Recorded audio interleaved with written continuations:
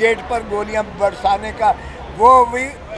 ASI की वदियत में पर्चा दर्ज होता है। मैं अटॉर्नी जनरल होते हुए, सीनियर मोस्ट वकील होते हुए मैं अपना पर्चा नहीं दर्ज करवा सका। एक ASI ने पर्चा मेरा भी, वो मेरे ऊपर कातलाना हमला और मेरे घर के ऊपर हमले का और मेरे ड्राइवर को जख्मी करने का और मेरी गाड़ी को हिट करने का और मेरे दुनिया में हमारी जो है रुसवाई हो रही है कि फौजी अदालतें इंसाफ तो क्या इंसाफ का कत्ल कर रही हैं। बैठे यानी 15 के 15 जज साहिबान सुने। हम नहीं चाहते थे कि फिर ये है 7-3, 7-5, 3-2 इसकी कोई इबहम रह जाए।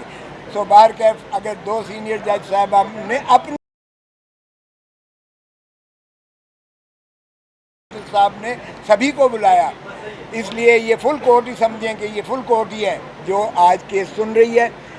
आज पहले शुरुआत हमारे केस से हुई। चौधरी एतजाज़ आसिम साहब चूँकि सीनियर मोस्ट हैं और इसलिए मुझे उन्होंने जो है ये मौका दिया कि मैं अपने इस्तदलाल शुरुआत करूं। तो मैंने यही कहा कि 25 करोड़ अवाम इस वक्त अज़ियत और कर्ब में मुब्तला हैं और एक खौफ की फ़िज़ा जो है सारे मुल्क में इस तरह से फैली हुई है। आपने सुना जज साहब ने बाद में, चीफ जस्टिस साहब ने आखिर में ये भी कहा और अटॉर्नी जनरल ने तस्लीम किया कि अगर वकला को जो है हरास किया जा रहा है, उज़ैर भंडारी को उठा लिया गया 4-6 घंटे, मेरे घर पर हमला हुआ, वो भी चीफ साहब ने जिक्र किया, अगरचे मैं नहीं चाहता था कि वो जिक्र हो। मैंने ये ज़रूर शिकायत की कि देखें मैं अटॉर्नी जनरल होते हुए, सीनियर मोस्ट वकील होते हुए मैं अपना पर्चा नहीं दर्ज करवा सका। एक ASI ने पर्चा मेरा भी, वो मेरे ऊपर कातलाना हमला और मेरे घर के ऊपर हमले का और मेरे ड्राइवर को जख्मी करने का और मेरी गाड़ी को हिट करने का और मेरे गेट पर गोलियां बरसाने का वो भी ASI की वदियत में पर्चा दर्ज होता है। मैं मौजूद हूँ, जिंदा आपके सामने खड़ा हूँ। बार के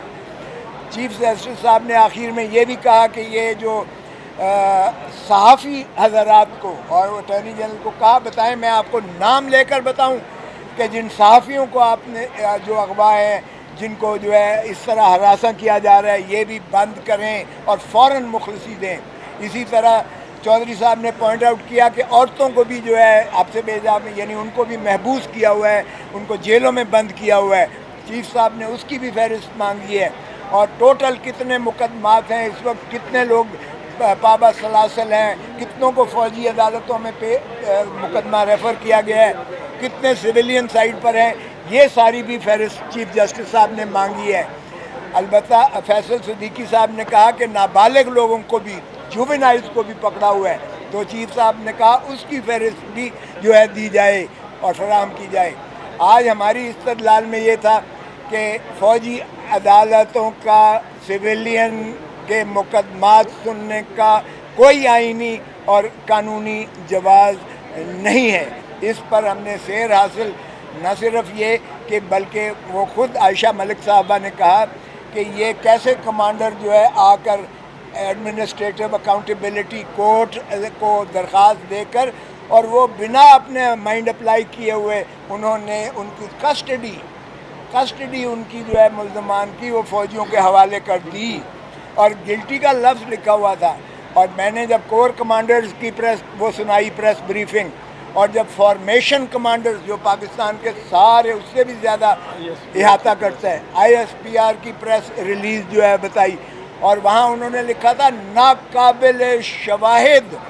जिनको तरदीद जिनकी नहीं की जा सकती है, हमारे पास मुयस्सर है, मौजूद है, और ये गुनहगार हैं, इनको मिलिट्री कोर्ट्स में जो है कैफर किरदार तक। तो उसके बाद कोई वजह रह जाती है कि एक कर्नल जो है या एक फ़ौजी अदालत उस कोर कमांडर्स की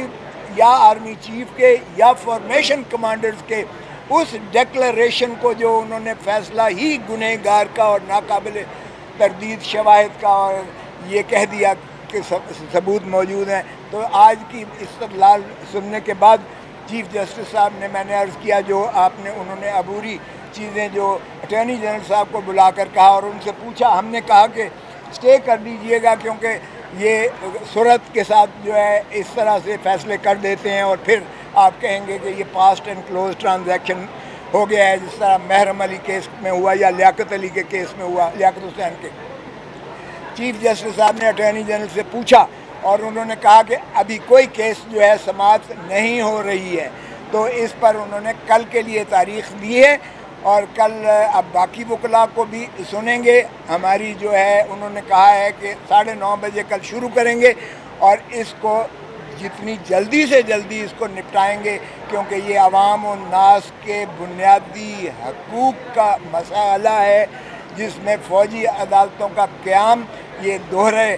پیرلل جوڈیشل سسٹم کے متصادم ہے، یہ بنیادی حقوق کو جو ہے زخم دیتا ہے، یہ due process of law article 10A کی نفی کرتا ہے، یہ بین الاقوامی قوانین کی بھی نفی کرتا ہے، جس کا میں نے انہیں حوالہ